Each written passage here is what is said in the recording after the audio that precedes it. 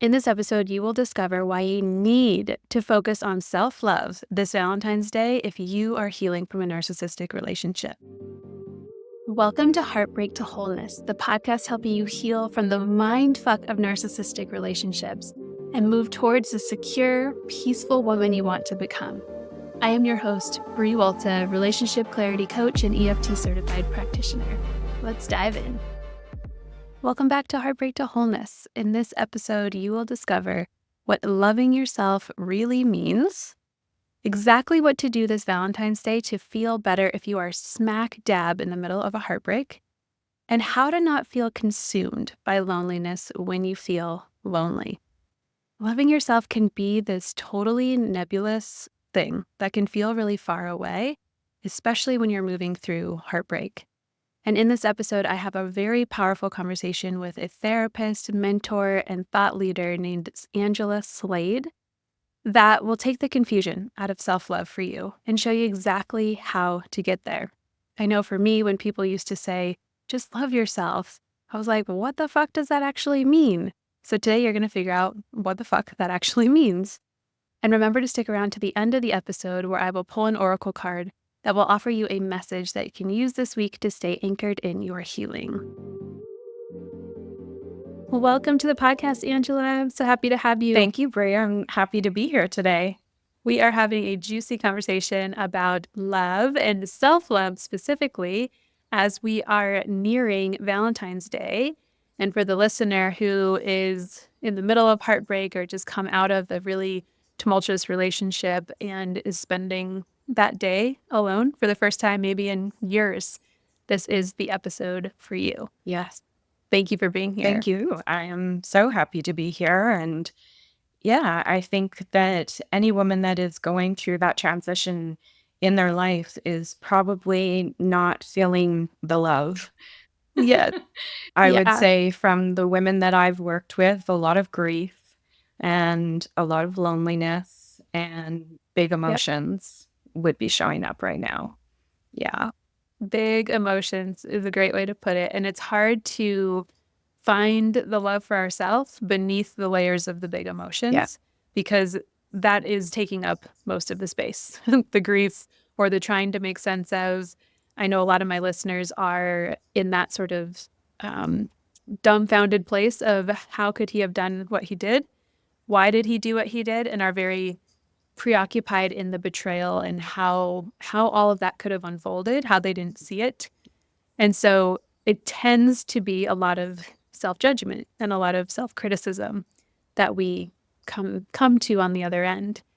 So I want this episode to be focused around that self-love and really what that means, because when we're healing, it can be hard to access that place. Yeah. I think I hear you saying, I call it the inner mean girl, right? Yeah, And yes. that girl that just wants to go at you and go at you and go at you and turn over absolutely everything, which, it does occupy a lot of your time. Yes. Yeah. And I know for me, when I was healing from my toxic relationship and people were like, well, you just have to love yourself. Mm-hmm. I didn't know what that meant. And it was like almost my default reaction was like, well, I do love myself. Like, of course I love myself. But I didn't actually know what that meant. I didn't know what that looked like. I didn't know how to practice that. Yeah. It was just an answer that I thought I should have. I thought I should be able to love myself. So I'm like, of course I do. Yeah. How would you define loving yourself? Or what does that mean to you? Well, I can understand why that's so complicated. I think even with the demographic of women that I work with, I get that question a lot. Well, we know the words, but what exactly does that mean? And when we look to society or we look to social media, sometimes that looks like, well, spa days or going on a trip or doing things for ourselves in the external world that's going to probably temporarily relieve some of those heavy emotions that women are experiencing when they come out of these relationships. So not necessarily a bad thing, but the true definition of self-love for me when I'm working with women is really getting them to turn inwards and to start remembering who they are for their own inherent worth.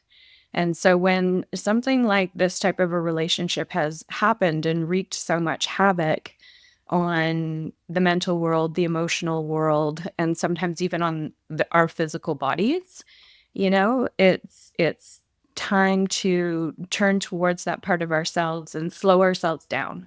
That would be the first thing that I would say. Self-love is about slowing yourself down enough so that you can regulate those emotions that are really and get some clarity in your mind, and also maybe start even connecting in to your body. It's a lot of curiosity, right? Like, who am I? Yeah. Yes. We got to slow down to be able to be curious, or else we're just so busy. We're busying ourselves with distraction or whatever that looks like, whether that's work or zoning out with Netflix or scheduling our calendar too crazy so that we never have to be by ourselves to Yes. actually get to know the person that we are. Yes. When you say giving yourself time, the first thing that I thought of, I was like, these women listening, are so good at loving other people. Yes. They're so good at getting to know other people, getting to know what other people need, giving other people the time and the priority. Yes. And so when you said that, I was like, it's the reverse. It's putting the energy that you would into someone else into yourself in equal amount. Yes. Absolutely. And being able to form that healthy attachment and that healthy relationship with self. Yeah. Yes. How do you work with women in helping them do that for the first time? Like spending the night alone by themselves, or going out to dinner by themselves, or not filling an entire Saturday. But how do you work with the resistance that comes up with women where they think they don't have the time, they don't have the resources, the energy to be able to step away from something? Like what would you say to them? Well, I think the first thing that I would do is like normalize that for them. Normalize that they're not alone in that, and that many, many women that are coming through these relationships feel exactly the same way. And then to start getting them curious about, well, where's some of that messaging coming from that keeps you so busy, that keeps you unable to slow down, you know? And so inserting that curiosity again so that the mind starts to gain some new clarity. Hmm. Yeah. Because we can be addicted to busyness just in the same way that we're addicted to drugs and alcohol or whatever we are that we're overusing and not able to stop. Yeah. And sometimes when we've practiced those neural pathways for so long, the busyness, the tending to others, the people pleasing, whatever it is that we're trying to reverse, it's it's tough work. It's tough work to understand first what's happening and then have the energy to shift that, Yeah. because that is mental work, emotional work. It's so much. It takes so much of us to commit to change, but it's so worth it once we can start grooving those new neural Yeah. pathways. And that's, one thing that I help women understand is that our brains are kind of like well-worn paths. And so when been doing the same thing over and over again for so long, it's kind of like walking down a forest trail and you take the same trail every single day. But then all of a sudden you're inserted into a new life and you're asked to carve a new path. Right. And so to carve that new path in the forest is, it's difficult. And you run into roadblocks and barriers and you get ticked off and you want to just get on the same old well-worn path because it's Yeah. just so easy to do. And so rewiring that neurochemistry is a lot like carving out that new path. And to have that understanding that it's going to be hard and it's going to be difficult, and that part of self-love too is it's messy and it's hard. It's not all this, you know, easy, fuzzy, loving kind of stuff. It's the hard work. Yeah. you're in there with your machete and you're trying to like chop down the grass and the trees and there's monkeys flying at you. And you're probably swearing and you're probably angry. And you're sweaty and you're hot and you just want to go back to the past so you can get to wherever you're going. Yeah, absolutely. Yeah. Yeah. And having some compassion for yourself and almost the expectation that it will be challenging, because just like anything, you're learning something new. And in the beginning of learning, you're not an expert yet. And it takes a lot more concentration. It takes a lot more of like, I hate to say even messing up, because we're never actually messing up, but where we go down the familiar path and then we have to catch ourselves and then we have to course correct. So you're just a novice. You're just new at something. Absolutely. And I think if we can set ourselves up for that expectation, then we expect that it's going to be a little wobbly, almost sort of like Bambi learning to stand up on its legs. You know, it's like it's not perfect and it's not up and running the next day. Giving yourself that permission to let it be messy and to meet yourself with compassion of, this is really hard to learn a new thing. I really want to go back to the old thing and I'm committed to the new thing, right? It's like even just validating that for yourself can be so tremendously helpful. Yes. And as well as when the big emotions do come up, is the ability to understand that all emotions are good, and that if you can recognize and name those emotions, you actually start to tame those emotions in your brain as. Yeah. And so to have that compassion for yourself, to be able to process those difficult emotions, because I know we all want to get to this high frequency, loving vibration or joy or peace that we're seeking, in life. But that process of like, all emotions are good, all emotions are loud. Can we allow the body to be flexible with those things? Because sometimes we just get stuck in those negative patterns. Well, we're so conditioned to believe that emotions that don't feel good are bad. Exactly. Right? Anger is bad. Sadness is bad. Feeling betrayed, feeling confused is bad. Right. And happiness is good. Peace is good. Loving is good. And whenever we feel something bad, quote unquote, we are so quick to judge ourselves of, oh my God, I'm feeling this bad thing. I need to get back to feeling good. Yeah. And letting yourself just be in the emotion is the way that you move through the emotion, because it's just energy in motion. Yes. Right? It's just an experience that we're having in our body. The higher vibrational emotions feel better to feel. It lifts us up. The happiness, the peace, the energy. The lower vibration emotions feel more dense in our body. Yeah. We're sad, we're sluggish, we're lethargic. Yeah. And if we can take out the dichotomy there of good and bad and just say, I'm feeling this today, or I'm feeling this right now. I'm going to let myself be curious with it. I'm going to regulate my nervous system while I'm moving through this emotion. Then we will move through the emotion. Yeah. It's when we try to resist it that thing just keeps simmering in the back burner. Yeah. And we're trying to do our 40 million things while this thing is boiling over on the back burner. And we're going to have to feel it eventually in some way.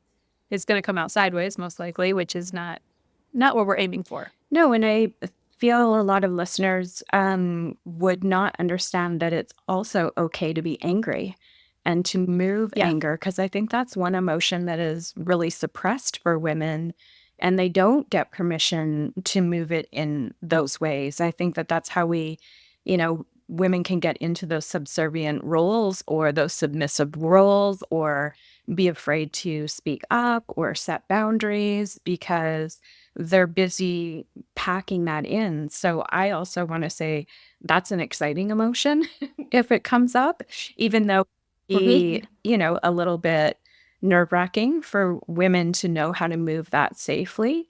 I know even getting my clients to slam a pillow on the bed as hard as they can sometimes be a little bit like, what? You want me to do what?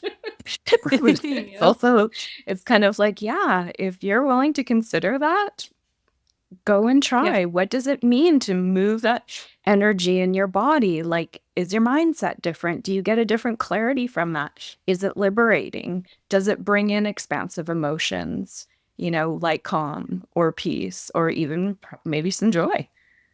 Yeah. Yeah, because when we are expressing the emotion, it's not stuck. It's not. And so it's so important to learn the tools around how to do that. And I can just almost hear the listener be like, yeah, well, I feel moments of anger, but then it wasn't all bad. Or he wasn't totally, a terrible person. He wasn't a monster. We had some good times. And there immediately comes in this justification of why they shouldn't feel angry. Instead of hearing from Angela and I right now that it's okay to feel angry about the parts of the relationship that angered you. Absolutely. Without having to put a full blanket statement on the whole relationship, without having to label him as a villain or a monster or otherwise. It's like, this thing that happened pissed me off. Yeah. And I'm going to feel angry about this thing. Yeah.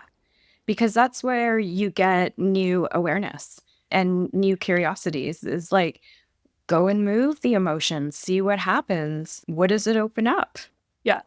And by the way, we're not talking about expressing anger and going and yelling at your ex Nope. or going and yelling at your partner. This is an expression of the emotion for yourself. Yes. That can look a lot of different ways. One being like yelling into a pillow or banging a pillow onto your bed or punching a pillow, tensing up your whole body while you're thinking about something angry and then releasing. There can be different ways that we Write it out. learn how to. You can write it all out. And even more so if you want to get underneath anger and maybe even get into some grief and sadness, I encourage you to sit with that letter and then read it back and see what other emotions come up. Is there new ones? Are you able to move some grief that way? There's always something else underneath, right? And that comes back to the curiosity and the compassion, because we can't explore further within ourselves if we're not meeting that with compassion. Yeah.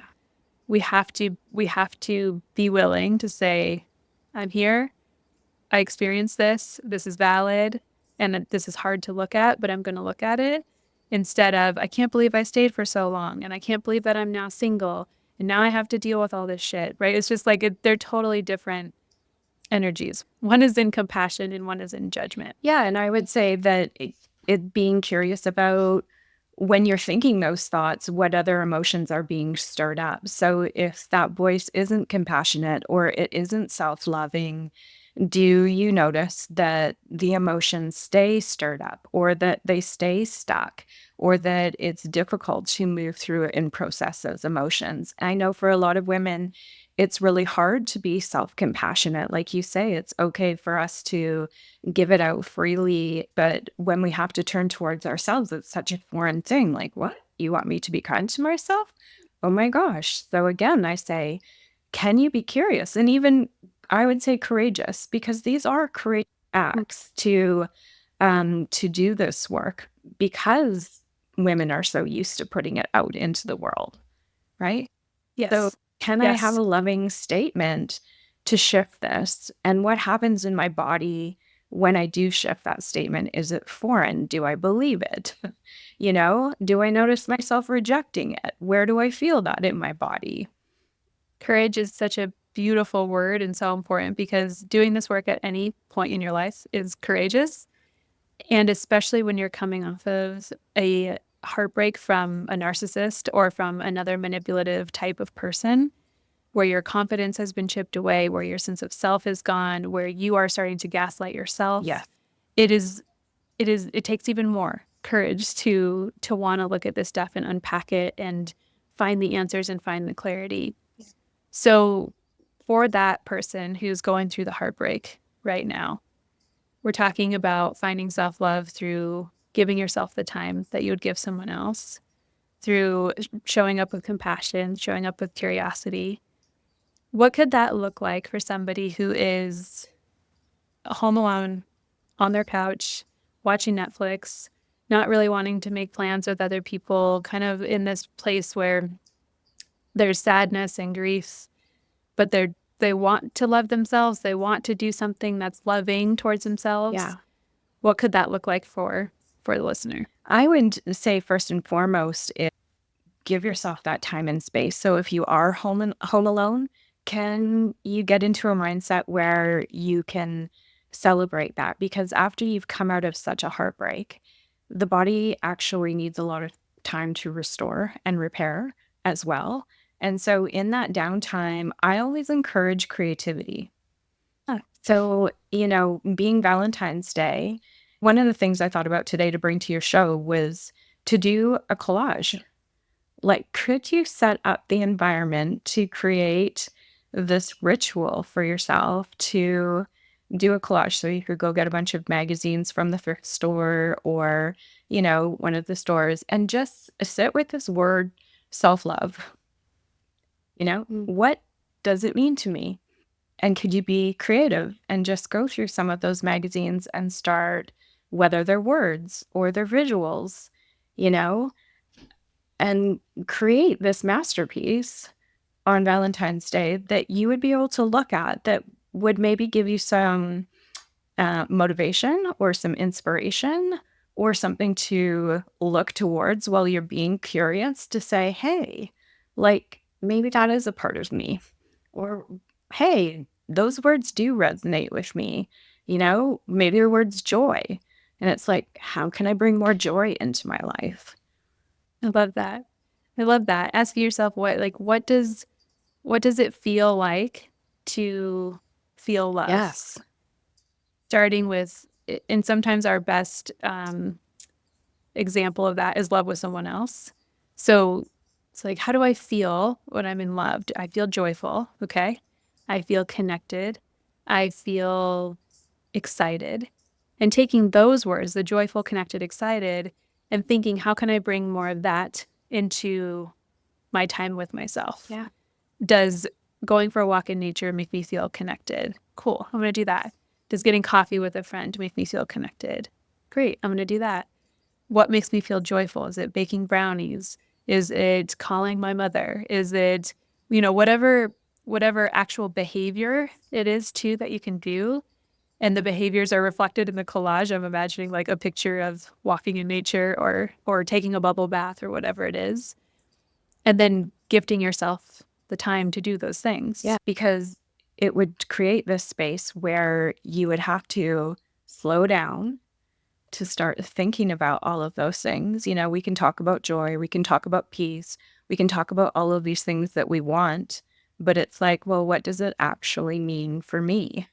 And I know a great question that I, even on my own journey, used to always ask myself is, what is the most loving thing that I can do right now?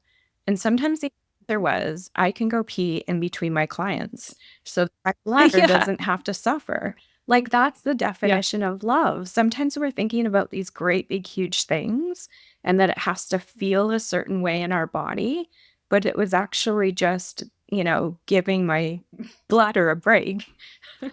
So for people that might be stuck, even thinking about this whole concept of self-love, that's something else that they can think about is, even in this moment, what is the most loving thing that I can do for myself?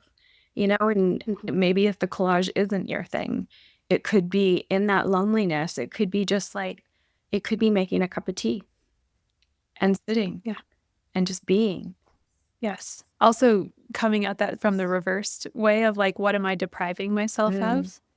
Sometimes it's much easier for us to identify the thing that we want to have that we're like, oh, not that peeing is the best example for coming at it this way, but like, I really want to not feel like my bladder is going to explode during my clients, but I don't have time, right? So we're depriving ourselves of that extra 30 seconds it takes to go pee and come back. Or they really want to stop and read a book. Yeah. But again, they're depriving themselves of that experience because I have work to do, I got to tend to the kids, whatever it is. I can't make time for that. So I'm depriving myself of the time. So in that case, the act of self-love would be finding the time or making the time to do that. And to your point earlier on, when we're healing from these types of relationships, finding who we are again is the priority. It's relearning who you are. It's coming back into that sort of dating phase with yourself of what do I like? What do I not like? And really being able to articulate those things, the wants, the needs, the values, and then starting to act on those things with the behaviors that align. Yes.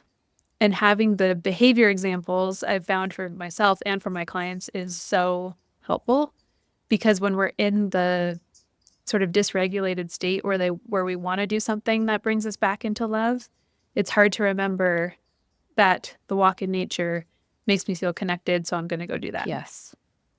But if I just know that I have my list of things that I can do when I feel a little off, if walking in nature is one of them, then I trust that I wrote that down for a reason and I'm going to try it. Absolutely.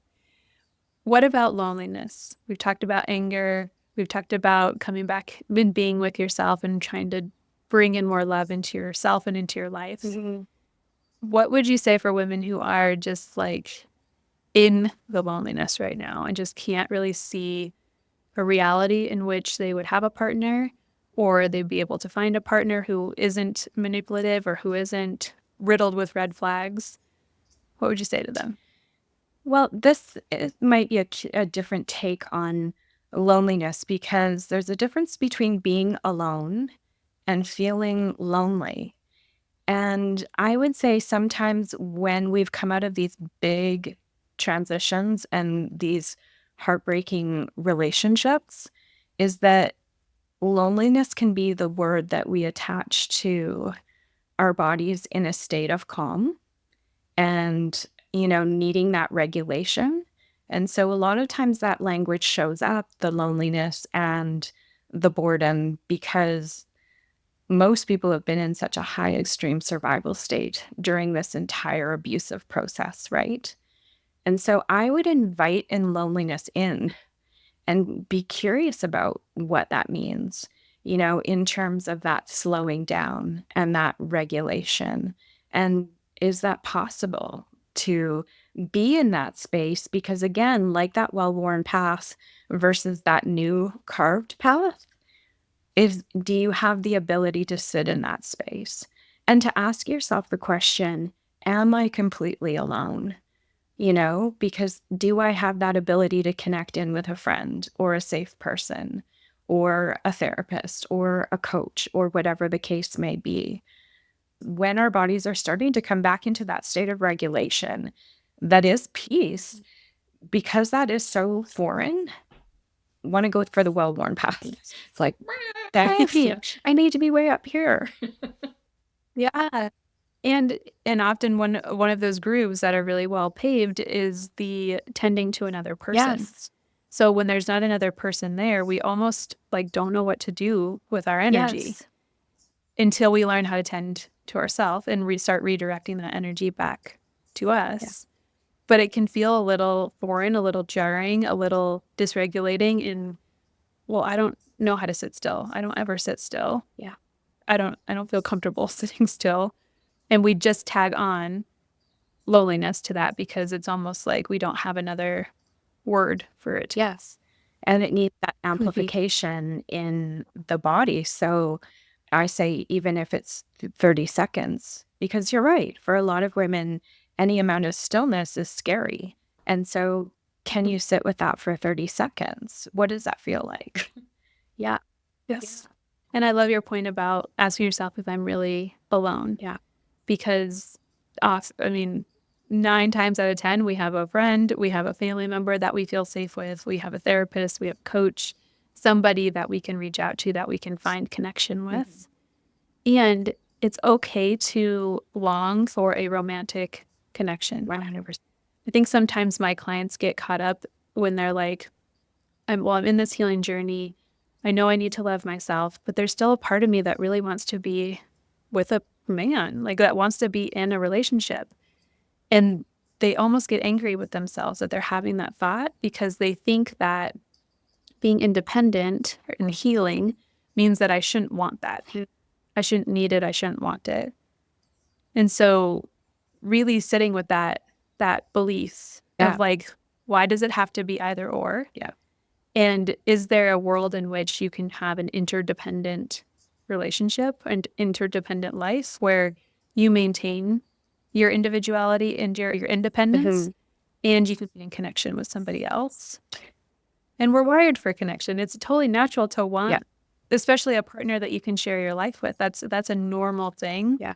But when we need that in order to be okay, that's right.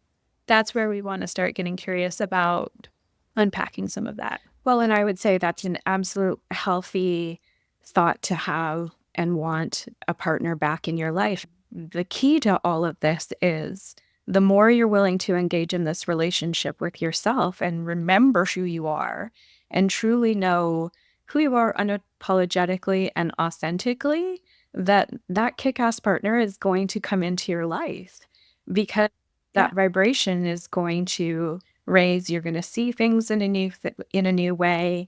You're going to accept, and not accept things that maybe you accepted before. And all of this beautiful magic starts to happen when you do go inward. So yeah, I even say you could throw that on you can throw that on your vision board eventually, but give yourself this time right now and embrace it as a time that it can be exciting. It can be very, very expanding. Yeah. I tell my clients that the time spent on your own is not time wasted. It's time spent building the foundation that will let you live a tremendously beautiful life with yourself. Yes. And or B, help you live a tremendously beautiful life with somebody else. And help you maintain yourself within that other dynamic so that we're not enmeshing and getting all codependent and going back into the behaviors that we've been in. Yes.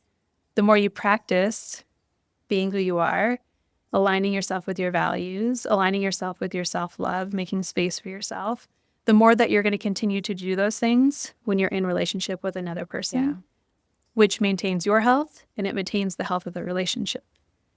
So this is a beautiful, fertile ground for you listening right now who's in that heartbreak, lonely, alone place to almost flip the definition of the time that you're in to being one that's setting you up for the thing that you want later on in a much more healthful way versus, I hate that I'm here. I hate that I'm back at square one. Mm-hmm. Yeah. Yeah. Flip the script, right? Flip the script.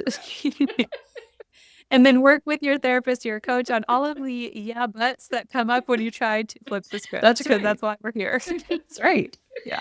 Yeah. Any last messages, Angela, for the woman listening who's trying to figure out how to do Valentine's Day and love themselves? That you're worth it.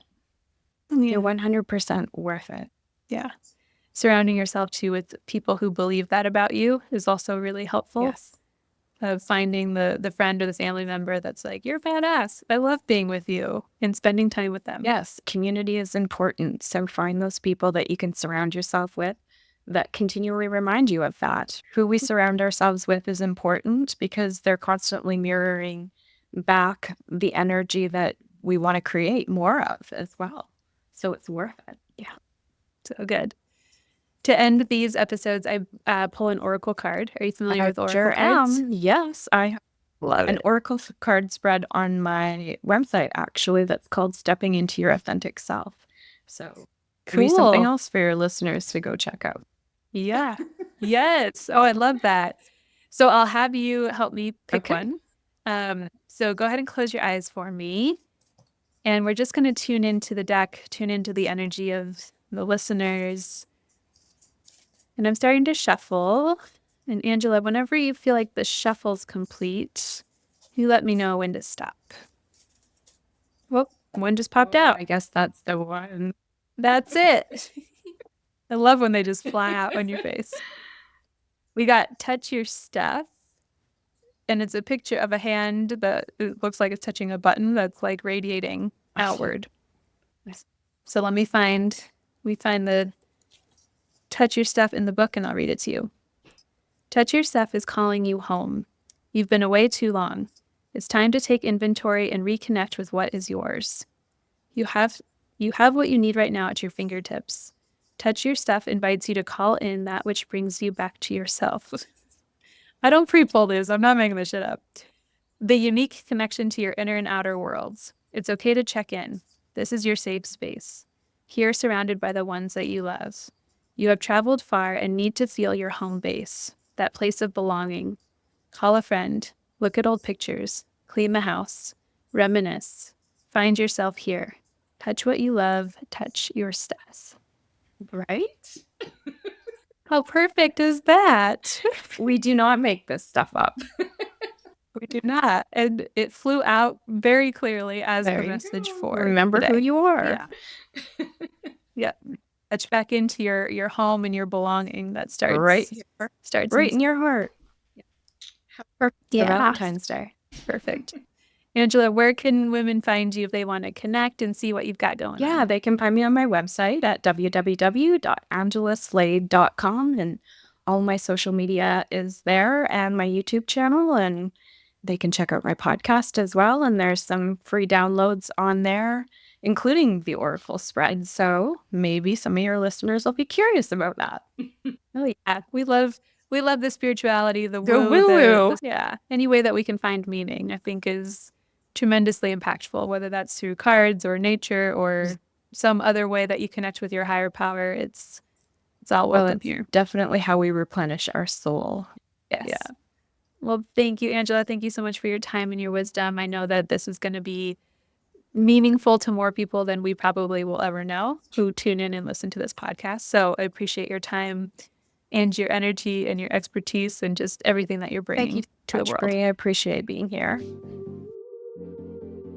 As we come into Valentine's Day this year, I want you to keep this episode close. I want you to revisit it, re-listen to it, get inspired by it, set yourself those reminders, because now you know exactly what loving yourself means. You know exactly what to do this Valentine's Day to feel better if you are in the middle of going through the shit of a heartbreak. And you know now how to not feel totally consumed by loneliness and hopelessness when it hits. So use these tools. Come back, revisit, and remind yourself how powerful and how strong you are to move through this season of feelings and grief and whatever you might be in right now. Valentine's Day is so commercialized as needing to have a partner. But you know now from this episode that loving yourself is the most important energy you'll put towards a relationship ever, because that will set a foundation for you to be able to love someone else in the future from that whole and authentic and very real place, which I know you are just craving to do at some point in your life, to not show up having to wear the masks or walking on eggshells, but to really know yourself and to be able to be yourself with another person. And if you enjoyed this episode, I want you to go back to episode 63. It's called The Truth About Healing from the Narcissistic Mindfuck, Why It Can Feel Hard to Love Yourself Again. And that's my story. So that is a re-released story from the very beginning of the relationship, the podcast, where I share in depth about my journey and why I'm here. What did it look like for me to move through my toxic relationship, to find healing from something that made no sense, that was incomprehensible, and how I found that love for myself again. So I think you'll really enjoy that if you are on this kick of learning how to love yourself and trying to metabolize what that actually means. As always, this podcast is for you. You are not alone, and I'll see you in the next episode.